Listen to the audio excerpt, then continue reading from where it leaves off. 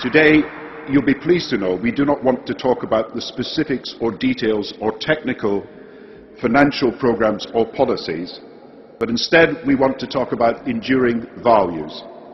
Indeed, the enduring virtues that we have inherited from the past, which must infuse our ideals and hopes for the future.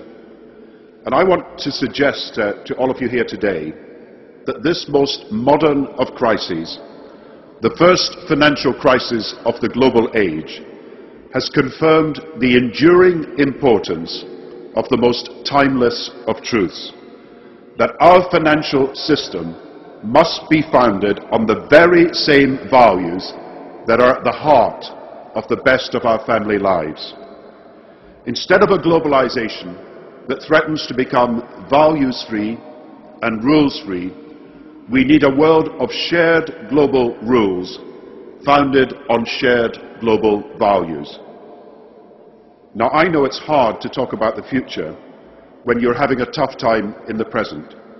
You don't redesign a boat in the middle of a storm. But we do need to talk about the future because it falls to all of us here to shape it.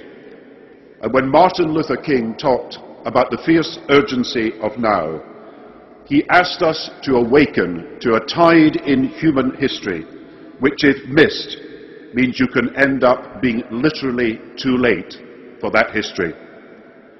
It's usually only in hindsight that people can interpret the forces which have so transformed their lives. Only in the classrooms of the future that the people of a country can stand back and identify and analyze the great turning points in their national story.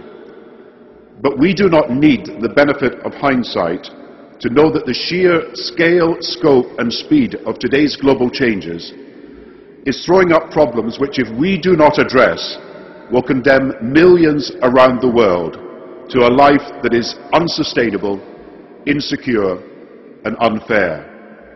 There are four great challenges of this new global age which our generation must address urgently: financial and economic instability in a world of global capital flows, environmental degradation in a world of changing energy need, violent extremism in a world of mass communications and increased mobility, and extreme poverty in a world where there are still growing inequalities. Answering these questions will determine whether people have continued faith in globalization, in multilateralism, in modernity itself, whether they will have confidence in the future. And what all these challenges have in common is that none of them can be addressed by one country or one continent acting alone. None of them can be met and mastered without the world coming together. And none of them can be solved without agreed global rules informed by shared global values.